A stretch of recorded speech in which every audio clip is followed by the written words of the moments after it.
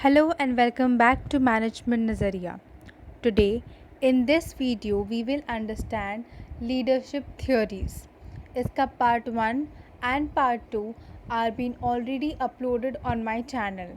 So please go and do watch those videos first and then come towards this video. Today, in this video, we will discuss about the furthermore bifurcations of your contingency theory or situational theory. We will also understand your transactional theory of leadership and transformational form of leadership. In this video or in the previous videos, we have already discussed about the great man theory or the trait theory. We have understood what is your behavioral theory and its subtypes, that is your Ohio State Studies, University of Michigan Studies, leadership grid theory.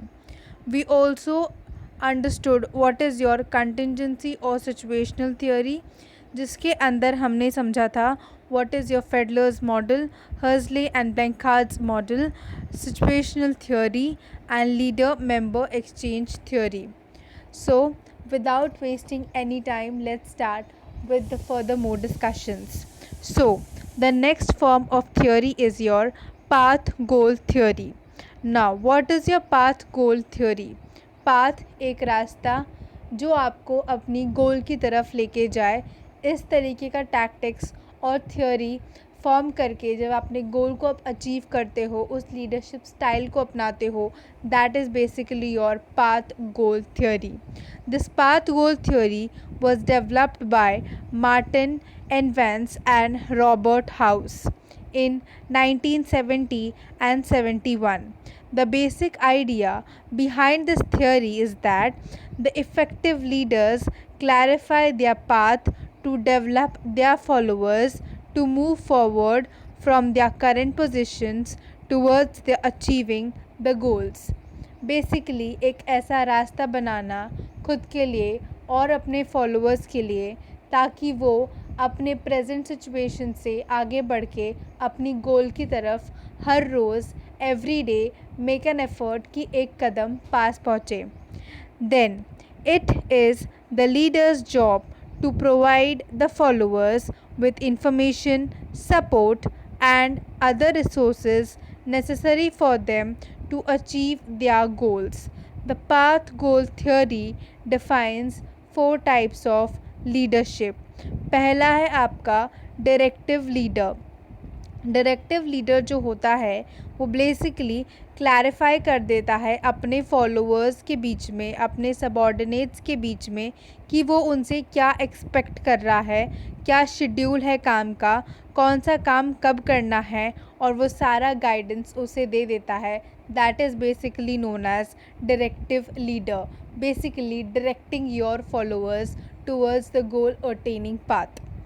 Then you have supportive leader, a leader who behaves in a friendly manner, who is like a pal to you in your organization, जिसके पास पहुंचने से पहले you don't need to have a second thought कि उसका behavior क्या होगा. He will be always supportive, always positive, helping you solve your queries so that you and he both together move towards the goal. Then you have your participative leader. Participative leader involves the followers in the consultation process and also gives the suggestions or views of the followers before making a decision. Participate करना, भाग लेना, अपनी presence का लोगों को एहसास दिलाना और अपने प्रेजेंस से कुछ व्यूज़, कुछ फ़ायदा, कुछ पॉजिटिविटी, कुछ गुड फॉर द ऑर्गेनाइजेशन करना. That is basically known as your participative leader. Achievement oriented leader. Achievement oriented, किसी चीज़ को अचीव करना, खुद को चैलेंज करना अपने गोल्स की तरफ और उनकी तरफ आगे बढ़कर the best performance that you can give उसे देना. That is known as your achievement oriented leader. Then you have the last type of your contingency or situational theory, that is your leader participation model.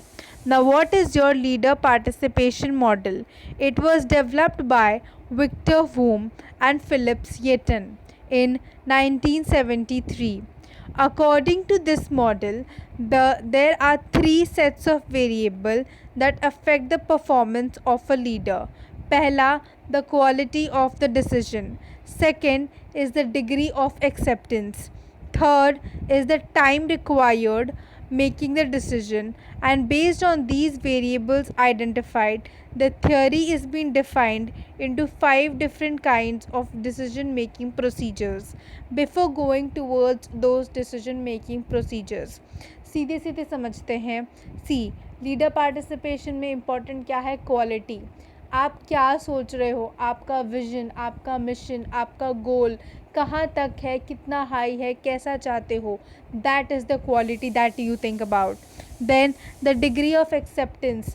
अभी जब आप एक leader हो, आपके under बहुत सारे सबॉर्डिनेट्स हैं. ज़रूरी नहीं है कि हर किसी का राय, हर किसी की सोच, हर किसी का चीज़ों को देखने का पर्सपेक्टिव आपके पर्सपेक्टिव से मैच करता हो. तो आप में ये काबिलियत होनी चाहिए कि आप लोगों के डिसीजंस को रिस्पेक्टफुली एक्सेप्ट करें, ना कि मुंह फुला के उनसे बात करना बंद कर दे. Start avoiding those people. This is not a quality of a good leader. If you are a good leader, you will accept people, accept them as they are, take into consideration their thought perspectives, and accordingly combine you and them and get that us in that organization और आगे बढ़ना. That is known as a leader. An ideal leader का basic ये thought perspective तो होना ही चाहिए if he wants his or her leadership to be successful. Then time required making the decision. आप किसी भी डिसीजन को लेने से पहले कितना टाइम लेते हो? आर यू दैट पर्सन जो सिर्फ एक साइड का स्टोरी सुन के will take the decision, start judging people and pass comments, और यू आर द पर्सन जो दोनों साइड की चीज़ों को सुनेगा, समझेगा एंड उसके बाद ही किसी कंक्लूजन पे आएगा. So now you need to decide that what type of leadership role do you want to play in the organisation. ये चीज़ें आई डोंट फील कि सिर्फ एक ऑर्गेनाइजेशन में, बट कि हमारे रियल लाइफ में भी ये सारी चीज़ें अप्लाई होती हैं. So just connect your real life with these concepts याद करना और उनको समझना बहुत आसान हो जाएगा. Now, the 5 things that are being categorized. First is what is your A1. Leader takes known information and then decides alone. जो भी लीडर होता है, जो भी पॉसिबल इंफॉर्मेशन प्रेजेंट है, उसके बेसिस पे एक डिसीजन ले लेता है. A2 decision making is basically leader gets information from followers and then decides alone. तो दोनों ही केसेस में he is deciding alone. First possible information से, second information that he is taken from the followers. C2 type of decision making. Here the leader shares the problem with the followers individually, listen to their ideas and decides alone. C2 is where the leader share the problems with the followers and as a group and listen to the ideas and decide alone. C1 में क्या था? Problem share करता है, हर किसी का opinion individually लेता है और डिसाइड करता है. C2 में क्या है? सबके ओपिनियंस लेता है, प्रॉब्लम्स को शेयर करता है, बट ये सारा काम वो एक ग्रुप में होके कर रहा है, इंडिविजुअली नहीं कर रहा, बट डिसीजन वो अकेला ही ले रहा है. Then the next one is your G2 type of leadership, wherein the leader share the problem with the followers as a group and then seeks the acceptance and the suggestions and then takes a decision. Okay, तो जब भी एक organisation में आप काम करते हो as a leader, as a manager, जहाँ आपके अंडर बहुत सारे सबॉर्डिनेट्स हैं, तो इट्स नॉट इम्पॉर्टेंट कि आप G2 type of leadership decision making ही लोगे या A1 ही लोगे. You know, all these decision making processes लिए जाते हैं अकॉर्डिंग टू द सिचुएशन. ठीक है. Then you have the the fourth main type of your leadership theory, that is your transactional leadership theory. आपको अगर याद हो तो मैंने ट्रांजैक्शनल स्टाइल ऑफ लीडरशिप सिखाया था in the video of your leadership styles. Just explain in the comments below कि leadership में ट्रांजैक्शनल स्टाइल ऑफ लीडरशिप क्या होता है. बहुत अच्छे से समझाया था और कोड वर्ड्स भी दिए थे. सो आई एम एक्सपेक्टिंग कि जो इस वीडियो को यहाँ तक देखेगा इसके बारे में ज़रूर कमेंट करेगा. So please do that. Now let's understand the transactional theory. The transactional theory of leadership was first discussed by Max Weber in 1947 and was developed by Bernard B. Bass in 1981. Under this theory, the leaders guide or motivate their followers in direction to establish the goals by clarifying their role and task. Leaders motivate करते हैं अपने followers को चीज़ों को clarify करके, उनके task को clarify करके, गोल्स को क्लैरिफाई करके कि बेसिकली ऑर्गेनाइजेशन उनसे क्या एक्सपेक्ट कर रही है और उनको क्या करना चाहिए, एंड अकॉर्डिंगली वहाँ तक पहुँचने के लिए उन्हें मोटिवेट करते हैं. Workers are motivated by rewards and punishments. Obeying the instructions and commands the leader is the primary goal of the subordinate needs to be carefully monitored to ensure that the expectations are met.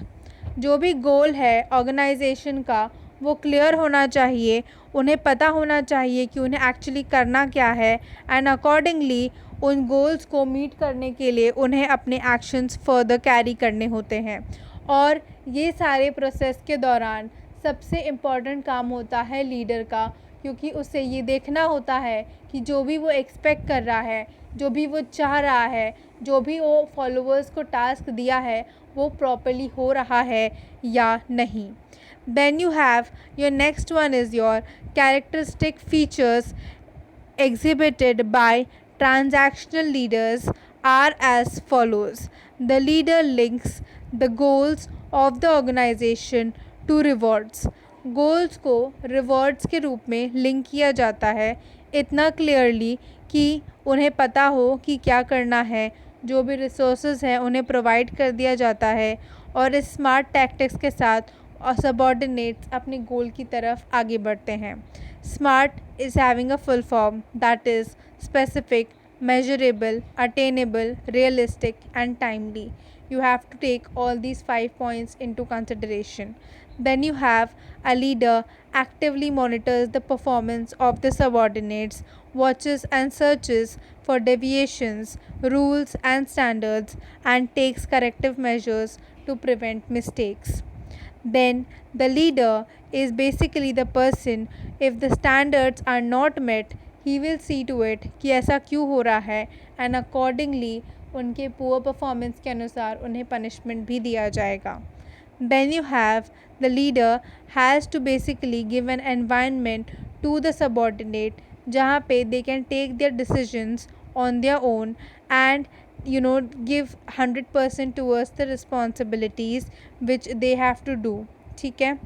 तो अगर followers के पास direction present ना भी हो तो भी वो decision making ले सके, इस काबिलियत उन्हें बनाना है, इस काबिल उन्हें बनाना है. ठीक है. तो ये सारे प्रोफिशिएंसीज़, ये सारे स्किल्स उनमें डेवलप करने हैं एक लीडर को. ये सारी चीज़ों का ध्यान रखना है. डिविएशंस हो रहे हैं तो क्यों हो रहे हैं, क्या प्रॉब्लम है, are the things been properly provided, जो भी चीज़ रिक्वायर्ड है to attain that certain goal. ये सारी चीज़ों का ख्याल इस फॉर्म ऑफ थ्योरी में लिया जाता है, that is your transactional form of theory. Then you have your last form, your fifth form of transformational theory of leadership. Transformational theory of leadership was being given by Brass and Rigogo. According to this theory, the leader inspires the followers to transcend their own self-interest for the betterment of the organization. यहाँ पे motivate नहीं किया जाता, यहाँ पे basically ये एहसास दिलाया जाता है कि you have to work for the organisation, you have to bring changes in your self so that आप सेल्फ ग्रोथ की ओर तो बढ़ो ही, बट आपके सेल्फ ग्रोथ के साथ ऑर्गेनाइजेशन भी ग्रो करे, अपने गोल्स को टाइमली अचीव करे. Transformational leaders pay attention to the development needs of the followers. ठीक है, उनके कंसर्न्स को, उनके चीज़ों को, उनके नीड्स को इंस्पायर करते हुए, प्रोवाइड करते हुए उन्हें मोटिवेट किया जाता है. ठीक है, ताकि वो अपने ओल्ड प्रॉब्लम्स का सल्यूशन निकाल के उन पे वर्क करके बेटरमेंट की ओर बढ़ सके. ठीक है, and the goals are been achieved of the organisation with a new perspective. ठीक है, that is mainly your transformational style of your leadership theory. Then you have, there are four dimensions of transformational theory. Let's understand these dimensions. First one is idealized influence. The leader acts as a role model for their subordinates and they exhibit high morals and ethical standards. They further provide the vision and sense of mission, instill pride amidst and followers, and gains respect and trust. Basically idealized influence की जब हम बात करें, all in all it basically inspires people. किस तरीके से inspire करता है? अपनी मॉरल्स हाई रखते हैं, एथिक्स मेंटेन करते हैं, और जब हमारा लीडर ही ये सारी चीज़ें फॉलो करेगा, बट ऑब्वियस है कि the followers will be motivated in a positive manner and work 100% for the organization. Then you have inspirational motivation. The leader inspires the subordinates in various ways and give meaning to work by bringing new challenges and enthusiasm. And the leader also expresses the organizational purposes in simple terms to the followers, as has high expectations from the followers. ठीक है, तो leaders के expectations followers से high होते हैं. उन high expectations को meet करने के लिए वो हमेशा अपने फॉलोअर्स को इंस्पायर करते हैं, एंथुजियाज़म मेंटेन करते हैं अपने ग्रुप में, ताकि जो लीडर है उसके विश्वास को विश्वास करके, उसके ट्रस्ट पे ट्रस्ट करके वो आगे बढ़े एंड दे गिव देयर 100%. वो पॉजिटिविटी, वो जो एनर्जी होती है उसे मेंटेन करते हैं इंस्पिरेशनल लीडर्स, और inspirational type of motivation is been given. Then you have your intellectual stimulation. Is basically आपके इंटेलेक्चुअल एबिलिटी को स्टिमुलेट किया जाता है. न्यू अप्रोचेस के थ्रू आप कैसे जा सकते हो, उसको मजबूर किया जाता है कि आप सोचो what new have you to do. just like अगर आपने मंगलयान मूवी देखा होगा, एंड वहाँ पे सोनाक्षी सिन्हा एका गांधी का रोल प्ले करती हैं, and she doesn't come with the idea कि किस तरीके से लाइट वेटेड वो मशीन बनाया जाए.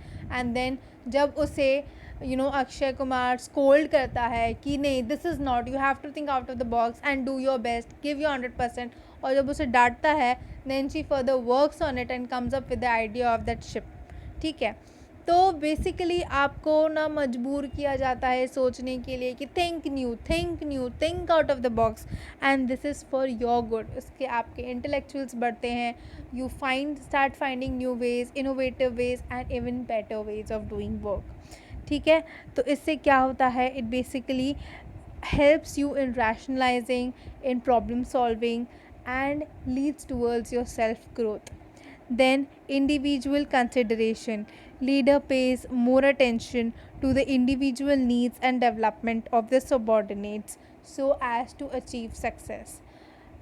इन जो लीडर होता है इस type of transformational theory of leadership के टाइप में, जो टाइप है आपका इंडिविजुअलाइज्ड कंसिडरेशन, यहाँ पे हर एक फॉलोअर को एक लीडर पर्सनली अटेंशन देता है, उन्हें इंडिविजुअली उनको डेवलप करता है, और उन्हें सक्सेस की तरफ कैसे आगे बढ़ना है इसके लिए मोटिवेट करता है.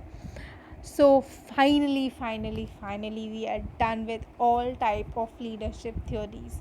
आई नो कि ये बहुत ही बड़ा टॉपिक है एंड हेंस इसमें 3 वीडियोस चले गए। Please don't feel bored, don't feel कि बहुत लंबा है और इसलिए स्किप कर दे ये टॉपिक। अगर आपके पोर्शन में है, B it any competitive exam, B it any college examination, तो प्लीज़ पेशेंस के साथ 2-3 बार इन वीडियोस को सुनो। आई गेस तीनों को आप एक साथ लोगे तो 1 घंटे का वीडियो बनेगा पूरा।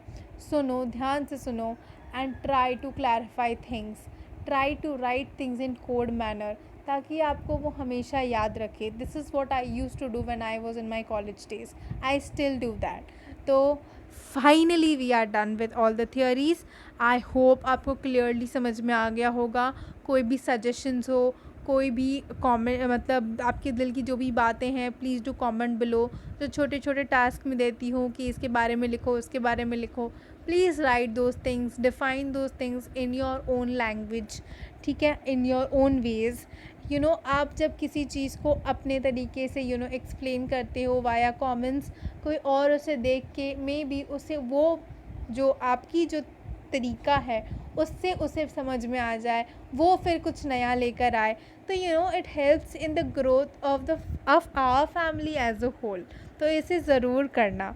सो if you have watch this video till the end, please like the video, subscribe to us the channel, hit on the bell icon for regular notifications. Okay, so yeah, don't forget to share this video and the channel's link. Thank you. Never stop thinking and keep innovating.